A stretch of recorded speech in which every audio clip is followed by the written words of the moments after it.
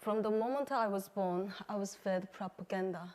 And I viewed the Kim family dynasty not only as our fearless protectors from the imperialist forces, but also as gods. Growing up, I never thought our country's founder, Kim Il-sung, could even go to the bathroom like us humans. It wasn't until age 14. When I saw his funeral, I realized he was actually human. Until that moment, I thought our God couldn't die. Using elaborate deceptions as well as coercive tools of control, the North Korean leadership is able to indoctrinate and brainwash the vast majority of its citizens, depriving them of their natural right to learn the truth about the outside world. Most people can't understand why North Korean people are crying after the former dictators, Kim Il-sung and Kim Jong-il, died, but those who grew up there, we completely understand that. We first learn to say mom and dad when we are young children, and then say thank you to our beloved leaders. Previously, when I thought they were gods, I didn't think it was strange, just as eating 3 meals a day was normal. So I thought bowing to their pictures and singing their praises was also normal. As a North Korean, we can't say bad things or complain about the leaders, and we can't call their name exactly without putting any specific titles. And we can't have exactly the same name as the leader. So even if an old man who was called Kim Jong-un for his entire life, but now he must change his name. North Koreans are constantly inundated with anti-imperialist propaganda, especially against America.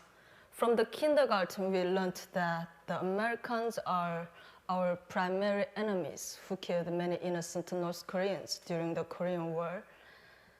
So even these days, North Koreans learn that Americans are colonizing South Korea and executing South Korean students. So our hostility towards Americans was so high, and we considered that they are not as normal human beings, so they are the person who must kill them off. We also learned that British are considered gentlemen in North Korea and Americans are bastards. We really never learned why British are considered gentlemen, and so therefore all the schools we hang posters about killing American soldiers, and every year on Children's Day we played a game about how to stab American soldiers. North Korean authorities demand complete loyalty and submission to the system, and those who refuse are considered enemies of the state, and they are suffering horrific human rights abuses. For example, there have been numerous cases in my hometown where entire family disappeared after, in the middle of the night, one of the family members complained. One of my friend's fathers said simply to his best friend, "This system is unfair." He was sent to a political prison camp while his family was forcibly removed to desolate mountainous areas where it is extremely difficult to survive. Many people in prison camp, they even didn't know why they were sent there, and they are completely stunned when they are dragged out of their homes and thrown into prison, ruining their lives forever. We also have mandatory self-criticism sessions, which we must criticize all friends and neighbors and classmates. In addition to the numerous snitches and informants paid by the government, so the system completely destroys the trust within society and even between husband and wife. Because after they divorced, one person could tell to the government about the other person's behavior.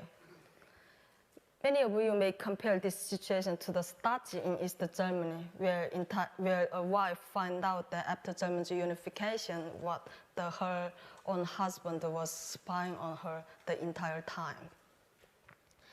In North Korea, an estimated 200,000 of people in prison camp, And my distant relatives actually experienced this horrible fate in North Korea. He came to North Korea during the 1970s from China, and he thought North Korea was going to be a communist utopia, as the North Korean government advertised. But after that, he realized the advertising was not true, and he decided to cross back into North Korea again. But unfortunately, he was caught by the border guards, and he was sent to the prison camp. He was sentenced to 30 years, and his son was only a baby at the time. After he grew up, he visited several times to see his father in the prison camp, but every time he was denied access. His father never freed, and eventually, after he died, his son even couldn't retrieve his body for a proper burial. I also witnessed my first public execution when I was 7 years old. I was stunned to see a crowd gathered around a man hanging from a bridge. The North Korean authorities want people live in a constant state of fear, so they force us to watch public executions. So sometimes the schools canceled their classes so all the students could witness the public execution, and attendance was mandatory.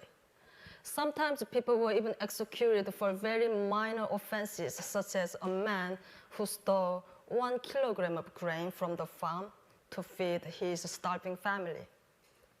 North Korean authorities often imprison those who try to escape or make money in China to support their families back home, yet supposedly the socialist system provides no support and forces people into miserable life of poverty and hunger.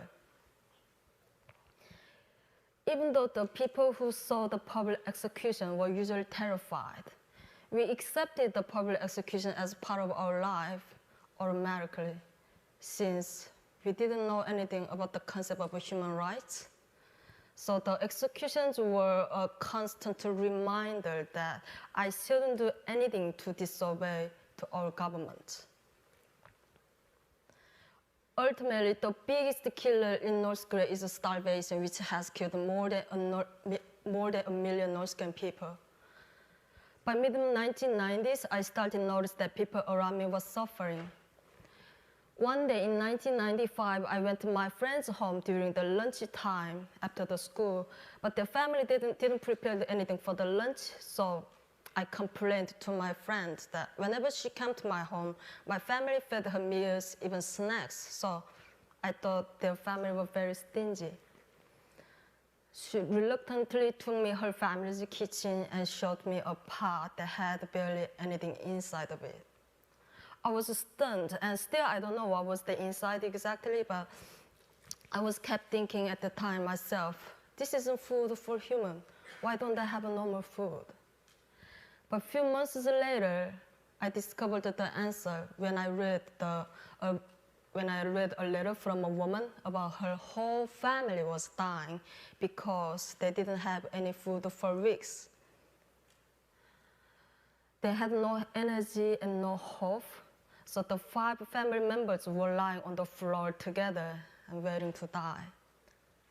I was so shocked. This was the first time I heard that people in my country were suffering. My most vivid memory from the famine was when I saw a lifeless woman lying on the street while an emaciated child in her arms just stared helplessly at his mother's face.